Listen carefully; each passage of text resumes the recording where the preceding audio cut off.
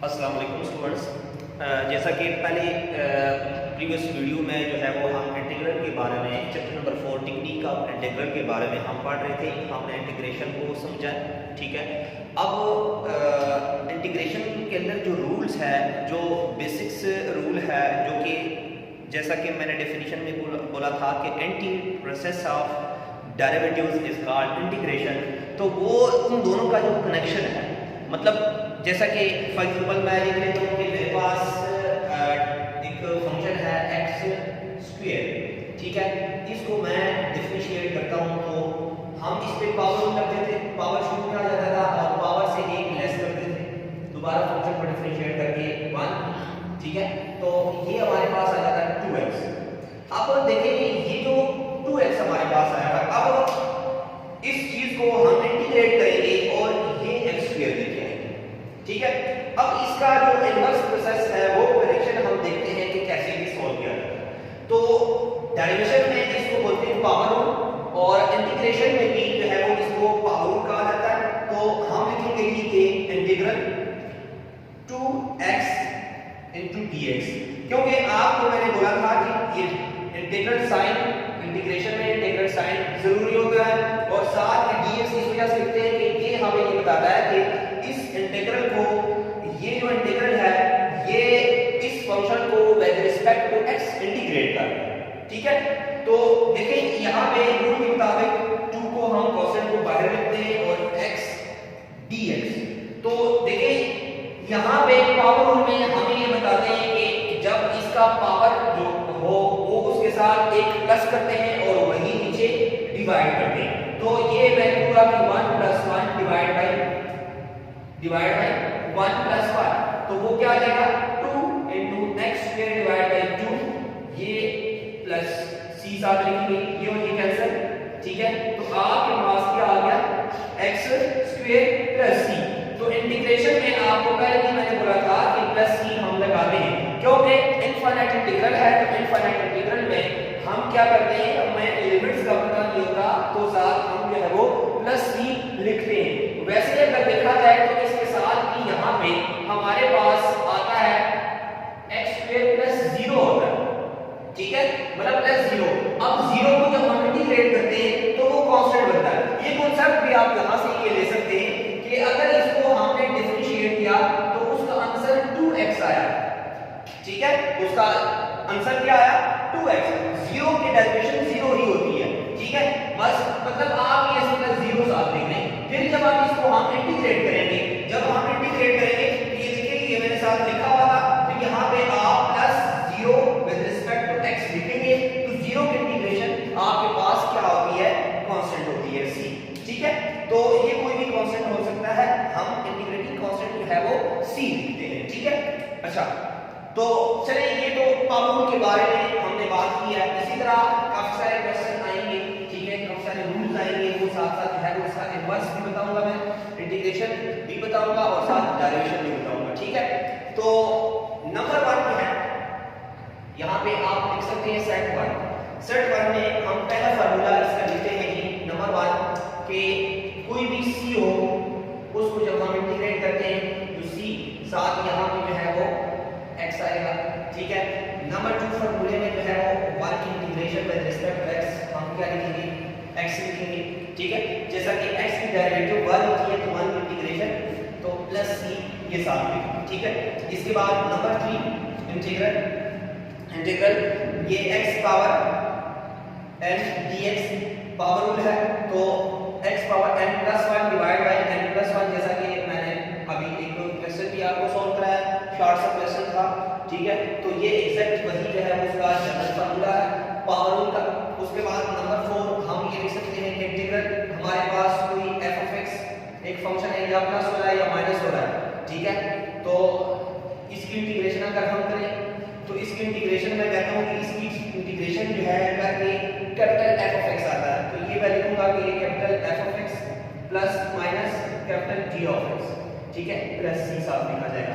तो ये प्लस हो रहा हो या माइनस हो रहा हो तो हम क्या करेंगे, रूल के मुताबिक हम अलग अलग इंटीग्रेशन इसकी ले सकते हैं। तो अलग जब इसको f(x) को इंटीग्रेट करेंगे तो कैपिटल f(x) आ जाएगा, प्लस हो या माइनस हो वो साथ लिखेंगे, और जब ऑफ x को इंटीग्रेट करेंगे विद रिस्पेक्ट टू x, तो वो capital g of x plus c ही आएगा।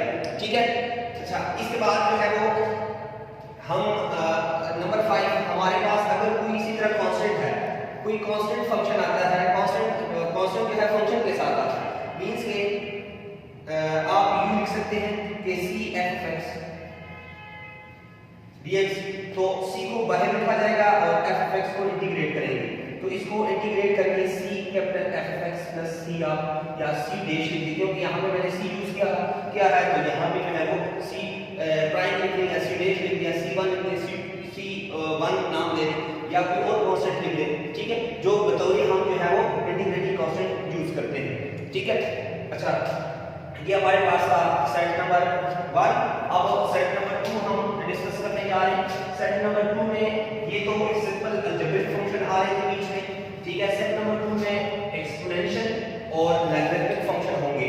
तो एक्सपोनेंशियल फंक्शन के लिए फर्स्ट फार्मूला हम यूज लिख सकते हैं कि e पावर x dx, इसकी इंटीग्रेशन यूं हम करते हैं तो हमारे पास क्या आएगा, ex ही आएगा।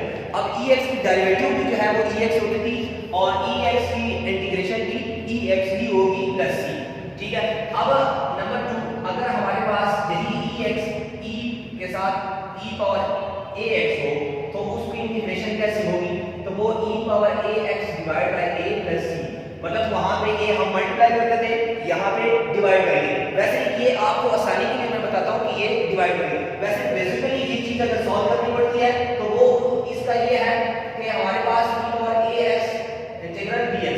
अब इसकी डेरिवेटिव जो है कंप्लीट करने के लिए हम यहाँ पे हमारे पास इसकी जो डेरिवेटिव है, जो पावर की डेरिवेटिव है, वो यहाँ पे आनी चाहिए।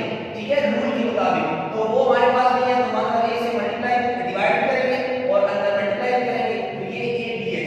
अब इस पावर की डेरिवेटिव सामने मौजूद है, तो 1 over a e power ax plus c, तो इसको फिर से इस फॉर्म में हम लिखते हैं। ठीक है, तो आसानी के लिए आपको ये मैं बताता चलूं कि जब भी पावर के साथ जो भी आता है, माइनस में आता है, प्लस में आता है, वही आपको नीचे डिवाइड करना है, प्लस c लगाना है, इसकी इंटीग्रेशन इसी तरह होगा। ठीक है। अच्छा, इसके बाद हमारे पास आता है जी, ये देखिए एक्सपोनेंशियल मैंने वर्ड यूज किया, तो एक्सपोनेंशियल भी दो किस्म के हैं, एक कॉमन है, एक नेचुरल है।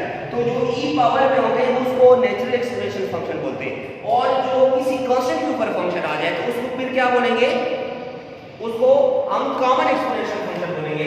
For example a power x, a कोई भी a जो है वो कोई भी आपके पास जो है वो कांस्टेंट है, कांस्टेंट के ऊपर फंक्शन, तो वो मेरे पास आ जाएगा ax divide by natural log या ln a plus c।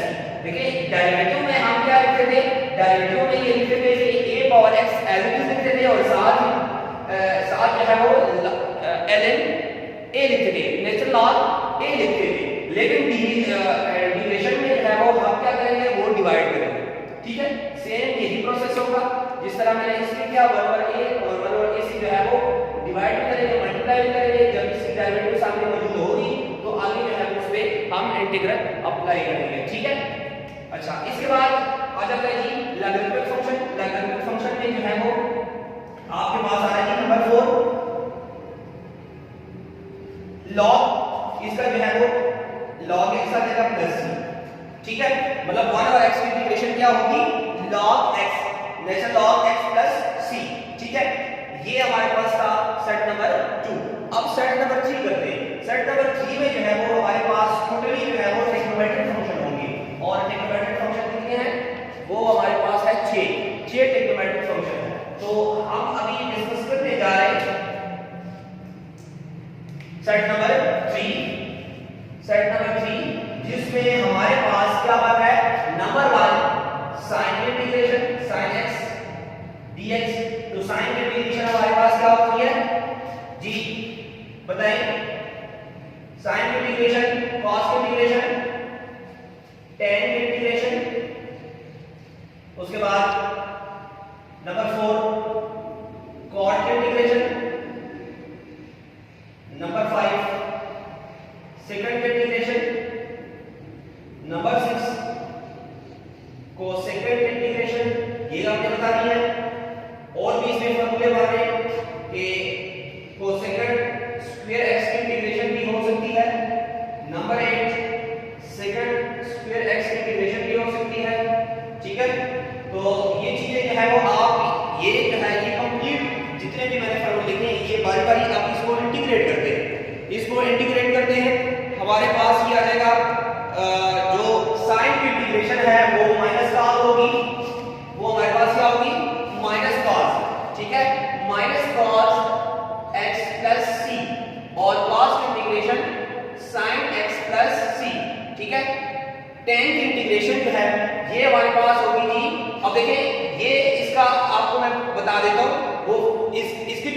Integration है वो आ जाएगी log secant x plus c। अब ये secant x कैसे आई है ये आपको मैं साथ बता दूंगा। इसका आ जाएगा log sin x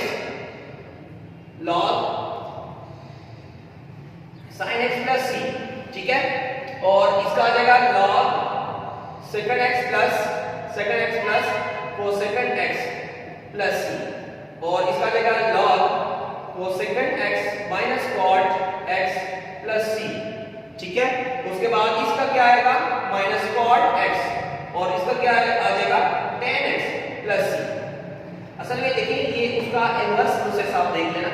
जब आपके पास tan की डेरिवेटिव जो है secant square x होती थी तो इसकी secant square x की इंटीग्रेशन क्या होगी tan x। इसी तरह cot की जो है वो जो हमारे पास यहाँ पे आती थी cot की जो डेरिवेशन थी तो वो cosecant square minus cosecant square होती थी। तो यहाँ पे सिंपल cosecant square x की डेरिवेटिव जो है वो क्या होगी वो हमारे पास minus cot x होगी, ठीक है, minus cot x होगी। और ये देखें जैसा कि मैंने इन दोनों के बारे में बताया इसमें आप ये लिख सकते हैं यहाँ पे मैं आपको इसका कॉन्सेप्ट दे देता हूँ। जो log x है tan x है, tan x की डेरिवेटिव जो है वो इसी तरह हमने सॉल्व की है। tan बेसिकली होता है sin x divide by cos x, ठीक है, cos x।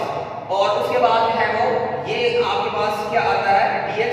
तो देखिए इसकी डेरिवेटिव हमने cos की डेरिवेटिव क्या होती है sin x, तो इसकी डेरिवेटिव ऊपर मौजूद है तो इस पे हम log की प्रॉपर्टी अप्लाई करते हैं। जब इसकी डेरिवेटिव ऊपर मौजूद हो जिस तरह ये फार्मूला है ये x है 1/x की डेरिवेटिव log x है, ठीक है। तो देखिए x की डेरिवेटिव 1 ऊपर मौजूद है तो इस पे log लगाएंगे, ठीक है।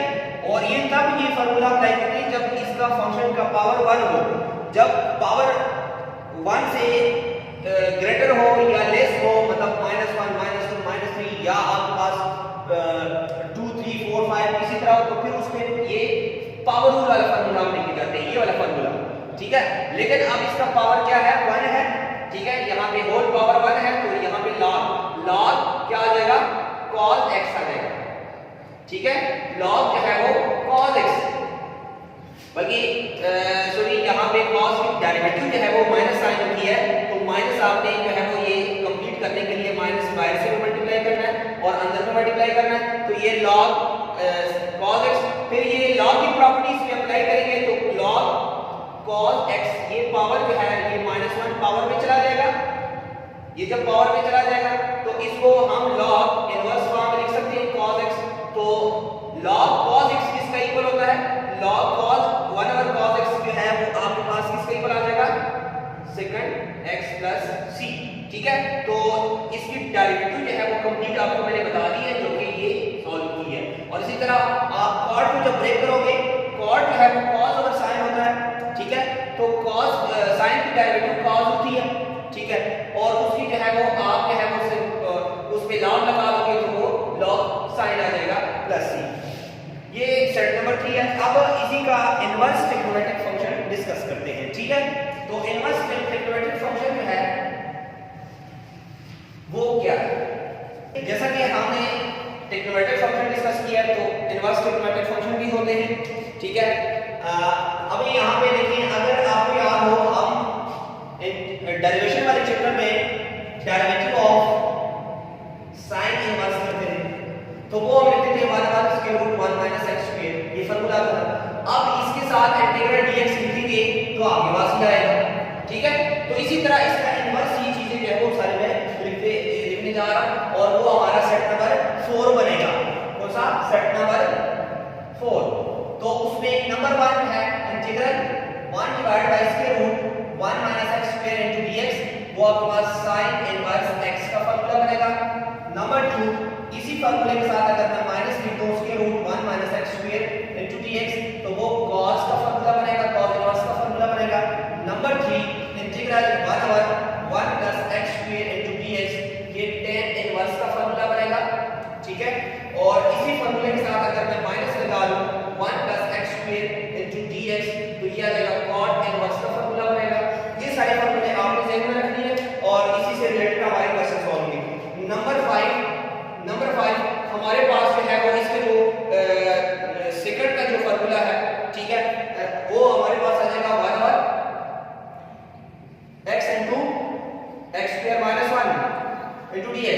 स्क्वायर माइनस 1 इंटू dx, तो वो क्या आ जाएगा, वो second inverse x plus c।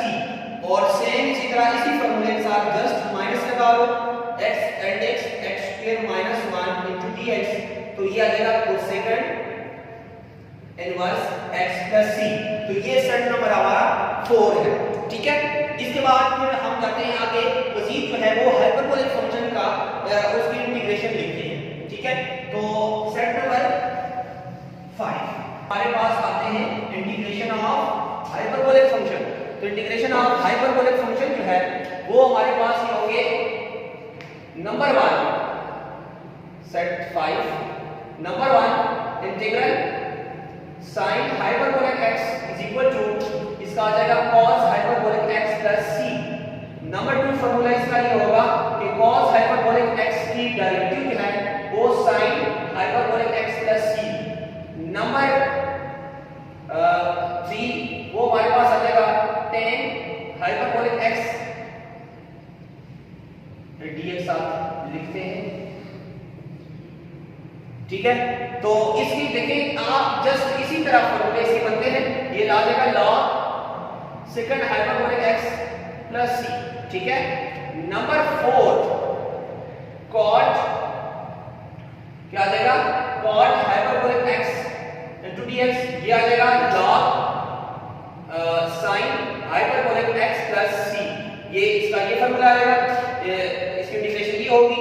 Number 5 आप लिखेंगे जी कि second hyperbolic x tan hyperbolic x into dx। तो देखिए जैसा कि इसमें हम लिखते थे ये कि सेकंड हाइपरबोलिक x, बल्कि यहां पे भी दो फार्मूले आप ऐड कर सकते हैं।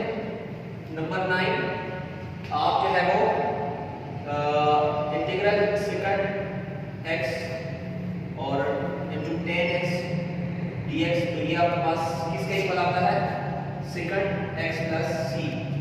नंबर 10 जो है उसका फॉर्मूला आप लिख सकते हैं cosecant x cot x into dx, तो ये minus cosecant x plus c, ठीक है। अच्छा, तो ये थे इसके फॉर्मूले। अब इसमें भी सेम इसी तरह यही चीज होगी, इसमें दोनों में माइनस आएगा, second x plus second hyperbolic x plus c। Number 6 जो है integral cosecant hyperbolic x cot hyperbolic x into dx, तो ये minus cosecant hyperbolic x plus c, ठीक हो गया। अच्छा, इसके बाद नंबर 7 हमारे पास इसका फॉर्मूला बनेगा, वो है जी अगर हम second hyperbolic square x into dx की इंटीग्रेशन करेंगे तो वो -10 हाइपरबोलिक x प्लस c का इक्वल आ जाएगा। नंबर 8 अगर हम cosecant hyperbolic square x into dx लिखेंगे तो minus cot hyperbolic x plus c का इक्वल आ जाएगा, ठीक है। और इसी तरह सेम जो है नंबर 9 जो है वो इंटीग्रल सिंपल अगर हम देखें जी सेकंड का second hyperbolic x into dx, तो ये आ जाएगा log second hyperbolic x minus 10 hyperbolic x plus c। और नंबर 10 जो है वो आपके पास आ जाएगा integral cosecant hyperbolic x into dx, वो आ जाएगा log cosecant hyperbolic x minus cot hyperbolic x plus c, ठीक है। तो ये हमारे पास थे इसके फॉर्मूले सेट नंबर 5। अब नेक्स्ट जो है वो सेट नंबर 6 करेंगे, ठीक है। तो सेट नंबर 6 में जो है वो इनवर्स हाइपरबोलिक फंक्शन होते हैं। इनवर्स हाइपरबोलिक फंक्शन में हम जो है वो मेजॉरिटी क्वेश्चन जो हमारे आते हैं वो इनवर्स हाइपरबोलिक फंक्शन और इनवर्स ट्रिग्नोमेट्रिक फंक्शन से ही होंगे इस चैप्टर में। तो इसमें मोस्ट इंपॉर्टेंट फॉर्मूले जो है वो आपको मैं लिखवा देता हूँ, ये आपने नोट करना है, जो कि इस चैप्टर में बहुत जो है वो ये यूज होते हैं, ठीक है। चले ये सेट वाइज नहीं लिखता, ये मिक्स है, आप मिक्स भी इसको नोट कर लें, ठीक है। तो फार्मूला नंबर इसी में आप लिखिए नंबर 1 इसके लिए आप ये यूज कर सकते हैं कि अगर हम ये फार्मूला यूज करें 1 माइनस x स्क्वायर dx, तो 1/2 log 1 plus divide by 1 minus x plus c. Most important formula number 2, ठीक है। इसको बल्कि मैं नाम देता हूँ स्टार 1 और ये स्टार 2, ठीक है। यह जगह बराबर एक्स स्क्वायर माइनस 1 आ गया। देखिए इन दोनों में थोड़ा सा फर्क है, उसमें एक्स जो है माइनस में आ रहा है और इसमें एक्स पॉजिटिव आ रहा है, ठीक है। तो ये इस फॉर्मूले में थोड़ा सा क्या है, और ये फॉर्मूला मोस्ट इंपॉर्टेंट फॉर्मूले हैं जो ये बार-बार यूज होते हैं। यहाँ पे log x - 1 divide by x plus 1 थोड़ा सा फर्क है। इसको अगर आप देखें तो बराबर दोनों में आ रहा है, log दोनों में आ रहा है, उसमें 1 plus x divide by 1 minus x। यहाँ पे x माइनस 1 है तो x माइनस 1। देखिए जब x यहाँ पे पॉजिटिव हो तो उधर भी पॉजिटिव रखना होगा। यहाँ पे देखिए यहाँ उधर भी पॉजिटिव इधर भी पॉजिटिव, यहाँ पे नेगेटिव है तो ऊपर जो है पॉजिटिव तो आ रहा है, उसके ठीक हिसाब से जो है वो ऊपर प्लस आ रहा है नीचे माइनस आ रहा है। इधर इसमें ऊपर माइनस आ रहा है नीचे प्लस आ रहा है, ठीक है। अब स्टेप नंबर 3, ये फॉर्मूला मोस्ट इंपॉर्टेंट है। Integral square root x square minus x square into dx। तो इसका फॉर्मूला हम लिखेंगे x index square root x square minus a square minus x square divide by 2 plus a square divide by 2 into log x plus square root x square plus a square divide by a। Sorry ये part जो है वो log वाला नहीं होता, ये आपके पास आ जाएगा sin इनवर्स वाला, sin inverse x by a plus c लिखते हैं। स्टेप नंबर 3 में वो log आ जाएगा 4। तो ये आ जाएगा स्क्वायर रूट। इसमें जस्ट ये है कि आपके पास फार्मूला प्लस में आ रहा है, ठीक है। जब प्लस में आ रहा है तो square root x square plus a square divide by 2 plus a square divide by 2 और ये आ जाएगा log x plus square root x square plus a square divide by 2 plus divide by a, ठीक है, प्लस c। और step number 5, ये formula आपके पास x square minus a square अगर हो तो उसको कैसे लिखा जाएगा, तो x इंडेक्स के root x square plus a square divide by 2 minus यहाँ पे क्या आएगा, साथ माइनस आएगा a square divide by 2 log और की को कंप्लीट लिख रहे हैं। और सिर्फ क्या है उसके रूट के अंदर यहाँ पे सिर्फ ये चेंजिंग है कि एक तरफ माइनस है तो इधर भी साथ माइनस होगा। ये फॉर्मूला, ये जो 4-5 फॉर्मूले मैंने लिखे हैं ये पूरे चैप्टर में बार-बार रिपीट होते हैं, ये अच्छे तरीके से आपने तैयार करना। बाकी हाइपरबोलिक इनवर्स हाइपरबोलिक फंक्शन के फॉर्मूले जो है वो भी मैं साइड पे यहाँ पे लिख लेता हूँ ताकि उसको भी आप साथ-साथ जो है वो सॉल्व करें, ठीक है जी। अब सेट नंबर 6 जो है वो हम लिखते हैं इनवर्स हाइपरबोलिक फंक्शन, ठीक है। तो इनवर्स हाइपरबोलिक फंक्शन का पहला फॉर्मूला जो है वो मैं लिखूंगा कि 1 over square root 1 plus x square into dx हो तो ये sin inverse sin hyperbolic inverse x plus c का इक्वल होता है। नंबर 2 इसका फॉर्मूला ये है कि 1 ओवर